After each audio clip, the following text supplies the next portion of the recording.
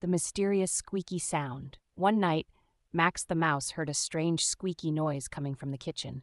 He tiptoed quietly, his little whiskers twitching with curiosity. Is it a ghost? A monster? Max wondered, his tiny heart racing. He peeked around the corner and saw the fridge door slowly creaking open. Max gasped and ran to hide behind a loaf of bread. The squeak got louder and louder. Suddenly, out popped a balloon. It had been caught in the fridge, slowly deflating. Max burst out laughing. All that suspense for a silly balloon? He tied it back up, feeling silly but relieved. The real mystery? Who put it there in the first place? The end. Subscribe, follow now for more fresh stories.